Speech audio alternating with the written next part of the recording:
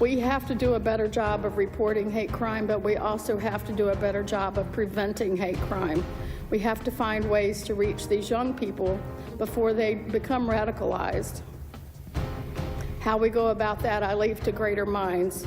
But I want you to think about my daughter and others who have died because of hate.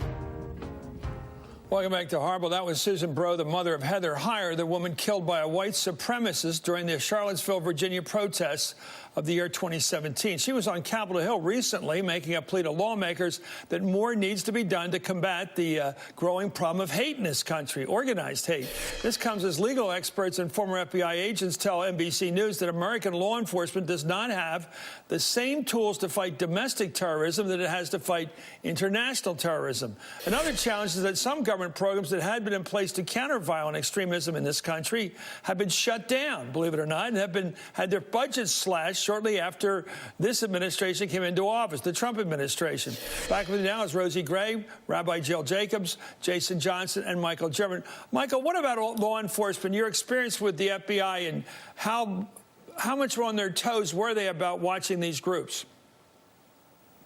Not very much. I mean, the cases were episodic, when a case agent out in the field identified suspects, they could often get cases, but there was no real national strategy, and there still isn't. I mean, today, the U.S. government doesn't know how many white supremacist murders are committed each year because they don't collect the data, and they bifurcate what is sometimes called domestic terrorism into domestic terrorism and hate crimes arbitrarily. So a white supremacist could murder somebody, like in San Diego, and that's deemed a hate crime. Well, that drops it down to the number 5 priority rather than the number 1 priority if they label it domestic terrorism.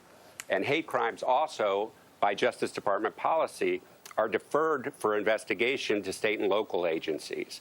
And they simply don't have the tools or sometimes the interest in actually addressing those crimes. So today, only 12% of police departments across the country actually report hate crimes to the federal government. So we don't know what's happening in that other 88% of the country. You're shaking your head, Jason. Yeah, so Chris, this is both the branding problem, this is the practicality problem. We were talking before, how can people get involved in this? Look, the alt-right is just Forever 21 of neo-Nazis. That's all they are. They're the same thing. They just have a prettier name and better haircuts now. But what we see in our law enforcement and our military, John McCain talked about this 10 years ago.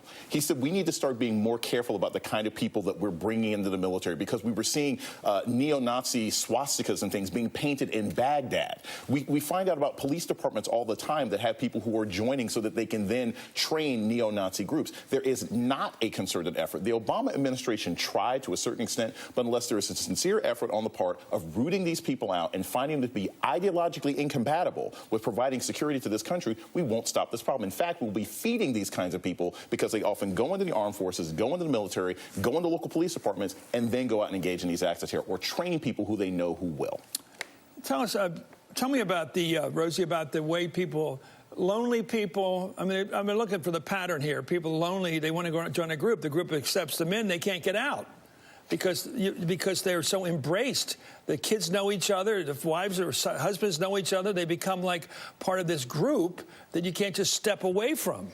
Right. I think you're talking about a real phenomenon here, which is that these groups exploit a certain sense of disaffection, loneliness, alienation on the part of people who might be susceptible to their ideas. And that's something that actually... A lot of lonely people in this world. Well, that's right. And angry because of it. That's right. And that's not to excuse anyone who gets involved in an extremist group, but it is to say that there is a certain sense of alienation that I think plays into these groups' ability to sort of cohere and to keep going. Did you ever... Rabbi, this sounds so primitive. Anti-Semitism, is there such a thing as a classic anti-Semitic person like a Nazi, or is it just people having a bad life and they just want to blame somebody? You talk about scapegoating? Well, I'm not a psychologist, so I'm not going to talk about what kind of person might become an anti-Semite. But what I can say is that anti-Semitism is in the air, just like racism and sexism and every other kind of prejudice. And there are people who are attracted to it, particularly when we have the president, for example, effectively dog whistling to anti-Semites. It becomes acceptable. How's he do it? Well, for example, we had the very last commercial of the Trump campaign where you saw flashed on the screen 3 prominent Jews, George Soros, Janet Yellen and Lloyd Blankfein, with language about those who pull the levers of power or global power structures. Those are classic anti-Semitic, that's classic anti-Semitic language. So he didn't have to say, these are Jews. The anti-Semites got it. They understood that he was playing into this conspiracy that Jews are somehow in the background, controlling what's happening in the U.S., pulling the strings on people like Hillary Clinton and others. So he doesn't have to explicitly say that he doesn't like Jews. He can use all sorts of language. He can talk about anti-Semitism like he did in his State of the Union address, but at the same time, he's making it clear to white nationalists that he's on their side, that he's encouraging them. To that point, following the deadly attack in a New Zealand mosque by a self-identified white supremacist group, or supremacist himself, in March of this year, President Trump was asked if he believes white nationalism is a rising threat. And here's his response. You see today white nationalism as a rising threat around the world. I don't really. I think it's a small group of people that have very, very serious problems, I guess. What did he mean by that? Sometimes I can't.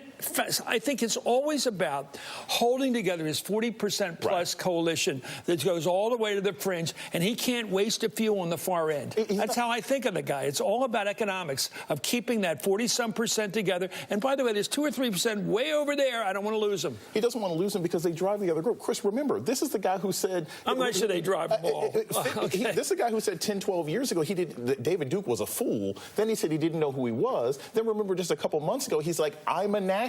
He literally got on TV. He said, I never heard of David Duke at one point. Well, at one point he said he was kind of a fool. I think it was like 2000, 2001. But that's the thing. And it's not about electoral power. It's about emotional leadership. It's about providing a certain kind of white people in this country with an excuse to blame everybody else for when things don't work out for them. And there's lots of people who are complicit in it. And to get reelected. Let me go to Michael on this. Your thoughts about this, the president's role in this, if you see one. Right. I think we like to imagine that this anti-Semitism and racism is some fringe part of our culture, but it's actually foundational to the development of our country, right? These philosophies and ideologies that we're now calling extreme justified European colonialism, justified the genocide of indigenous peoples, justified African slavery.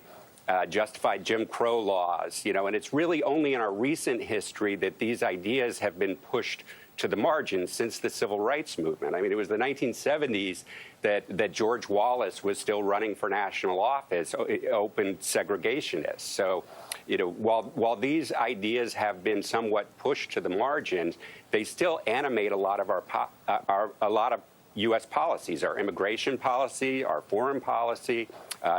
It's certainly our criminal justice policies. So, in trying to figure out how to correct this, one of the worst aspects of this is when people in authority give oxygen to these movements, because the dangerous, violent element of these groups sees that as a green light. And particularly what we saw over the last couple of years with these far-right rallies that were allowed to become violent, and most of the people who committed violence walked away without any charges. And that allows them to organize and recruit and develop more aggressive planning that's going to be hard to put back in the bottle at any point. So we have to understand how these ideas work with actual national policy, because what the governments do is often much more dangerous and deadly. Okay.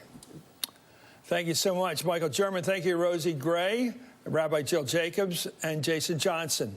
Up next, by the way, my final thoughts on this Memorial Day. You're watching Hardball. Hey, who are you? Oh, hey, Jeff.